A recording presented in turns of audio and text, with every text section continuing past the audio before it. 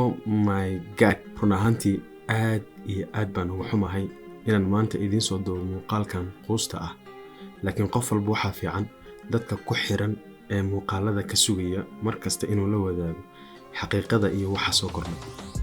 YouTube-ka muddo 2 sano ah ayaan wax ku soo gudbinayay. Waxaan bartay saaxiibo iyo dad wanaagsan oo markasta garabkayga ah. Waxaan bartay dadyo kala duwan oo meelo kala jooga. anigoo qaarkood xitaa si private isu baranay oo contactiye kala haysano. Marka aad hawl bilaabayso waxay leedahay hawl kasta dhibaato gooni ah. Waxa lagaaga baahan yahay joogteyn, muuqaalo wanaagsan oo dadka ku daawanaya u qalma, sidoo kale inaad u abaal celiso dadka channelkaaga garab ku ah ee kula soo bilaabay maalinkii aad 0 subscriber haystay kulana joogo waqtigaas waxaad ku sugan tahay, qaasatan markaan arrimaha ka hadlayo oo hadda marayo wax ku dhow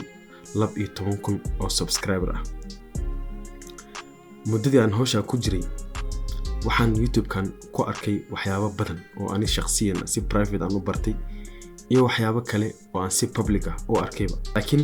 haddana nolosha waxa ka hor imaanaya caqabada ku qasbaya inaad dadaalkaagii iyo waqtigaagiba aad tamarta gelisay inay ka dhigaan ama hawshii aad macnaha intaa ku soo jirta ay ka dhigaan waxba kama jiraan. anigana maanta arrinta ayaa haysato. muddada 2 sano ku dhow waxyaabo badan ayaan halkan ka bartay oo ay ugu horeeyaan inaan naqdiyo ama aan xasuusnaado wixii aan soo gudbiyo ama aan adinka idin la wadaagay. maxaa yeelay cashir kasta ama muuqaal kasta oo adinka idin soo gudbinayay aniga wuxuu ii ahaa cashir iyo in macnaha aan YouTube-ka isaga laftirkiisa aan wax ka barto. sababta aan hadda YouTube-ka isaga daynay oo aan inta dambe idin la wadaagi doono ma ahan sabab aan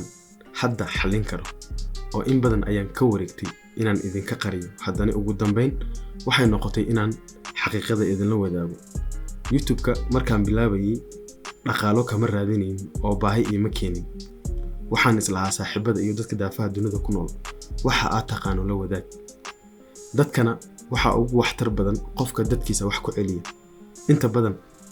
waxaan xoog saarayay arrimaha tiknoolajiyada oo aan u arkay kuwa aan isleeyahay dadka waad ku yar dhaantaa ama jiilkaaga maadaama wax aad ka yara taqaano wixii aad ka taqaano ugu faa'iiday ayaan islahaa. because waxaan aaminsanahay inaan ka mid ahay dadka tiknoolajiyada muddo in badan ah oo 12 sano ah aan cimrigaas dhalinyarada ah jiro 13 sano ilaa 14 sano ku soo jiray noloshiisa. saa daraadeed ayaan islahaa waxyaabaha aad isleedahay dadkaaga waa ku dhaantaa ama ka dhalinyar ahaan waad ku fiican tahay dadkaada ula wadaag. anigoo aan wax faa'iido ah haba yaraatee aan ka raadinayn maadaama shaqooyin kale oo aan nolosheeda ku kaafiyo aan haystay. muuqaalada idiin soo duubayo aniga ayaaba waqti gelinayay oo islahaa dadka ugu faa'iiday ma ahan YouTube-ka meel aan dhaqaale shakhsiyan aan ka rabay ama aan u soo raadsaday ma ahan. laakiin ugu dambeyn bishan waan dhaafin waayay wadida YouTube-ka. sababta waa mid la yaab leh oo aan diidanahay inay afkayga ka soo baxdo. maxaa yeelay waan ogahay inaad dhihi doontaan arrinkan kuma qalmin. haddana wax kasta waa iska qadartana lama dhaafi karo. maxaa loo lahaa qofka dadaalkiisa wuu helaa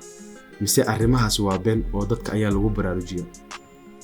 dad badan ayaanu ka maqalnaa haddii aad dadaasho, haddii aad hawl qabato, haddii aad macnaha aad wixii aad u samraysay aad macnaha xoog ka saarto dadaalkaaga waa helaysaa. laakiin marmarka qaar si kastoo aad u dadaalayso, si kastoo aad wax u tarayso, si kastoo noloshu xawaa ula daala dhacayso ama aad isleedahay dadkaaga wax u faa'iiday, weli waxa kula kulmayo ama weli waxaad arkaysaa caqaba aadan dhaafi karin. waana mid keenaysa maanta codkaygan inaan qafiifinayo oo aan nacbahayna inaan idin la wadaago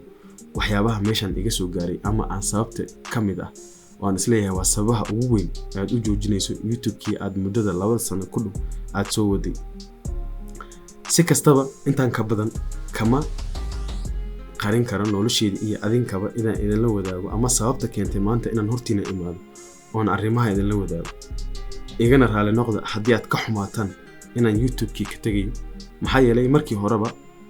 intaan aan hadda haysto oo subscriber ah oo 12,000 ku dhow adinka ay gaarsiiyay anigoo haysanin wax 0 subscriber. waxaan xasuustaa maalinka ugu horreysay YouTube-kan bilaabayay 4 qof oo saaxiibadii ah ayaan ku yiri waxaan bilaabayaa saaxiibayaa YouTube. saaxiibadaada marka waxay ku wanaagsan yihiin qaarna way ku aaminsan yihiin qaarna waxa laga yaabaa inay ku dhahaan iska kaftamaysa. laakiin aniga waxaan si qaas ah u lahaa saaxiibo aaminsan waxa aan tari karo iyo waxa aan gudbin karo iyo waxa aan tari karo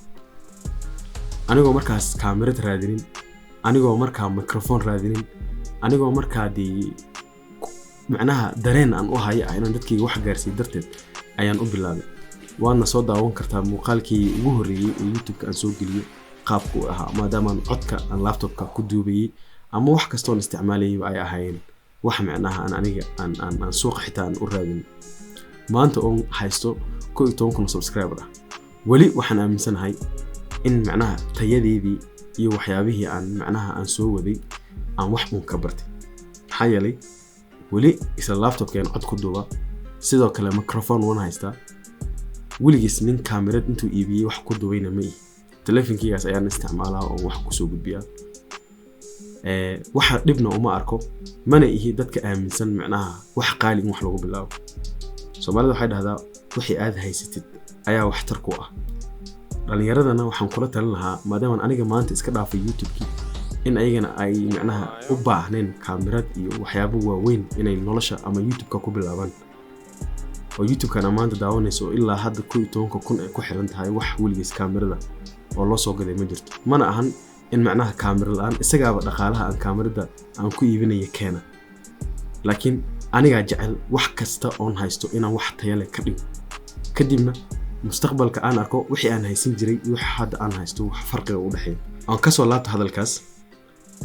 sabab aan intaan ka badan aan u sii wadi karo ayaan garan waayay iyadoo ay arrimahaasi igu dhacayaan waliba maalin kasta ay soo noqnoqonayaan oo arrimahan aan YouTube-ka iyo si gudba aan nolosha kula kulmay qof kasta aan YouTube lahayn arrimahan inuusan ka warqabin ayaa laga yaabaa oo inta badan YouTuberadu waxay qariyaan laakiin maanta ana idin sheegayo oo wax kasta oo qarsoon idinka dabageynaya waxa laga yaabaa dadka inaad iska aragtaan oo muuqaal idin soo duubay laakiin waxyaabo badan oo adinka ogeyn ayaa jira xitaa sababahan dartood waxa laga yaabaa adigoo YouTube-ka bilaabi rabay haddii aan kuu sheego inaad iska dhaafto waana waxa igu kalifayay inaan afkayga si fudud u soo dhaafin waayo arrintan saaxiibo badan baa laga yaabaa meeshan inay mustaqbal iyo rajo kale yihiin haddii aan maanta waa sidaa dhaho waxa laga yaabaa ama sababtaan isaga dhaafay in haddii aan sheego in ayagana ay ka xiisa dhacaan ama ay isdhahaanba maxaa dhibtaa ku gelinaya horta maxaa keena inay arrimahan qofka ku dhacaan ma dhibaato lala damacsan yahayba ma gumaysi lala rabo inuu ku jiro weligiiba mise sidaan qofka YouTuber-ka noqdaba waa u qoran tahay oo waa arrin u qoran oo macnaha sugaysa kulay aniga maanta waxaan qarxinayaa arrinkaas waana ku faraxsanahay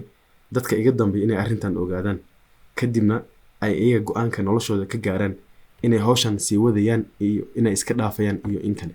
laakiin ugu dambeyn waxaan rabaa maanta wixii meeshan in badan laga qarqarnay inaan la wadaago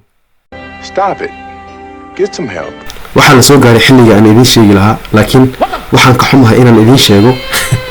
inaan public prank idin ku sameeyay dhamaantiin oo aan ugu talagalay maanta inaan idin ka xaraabaysto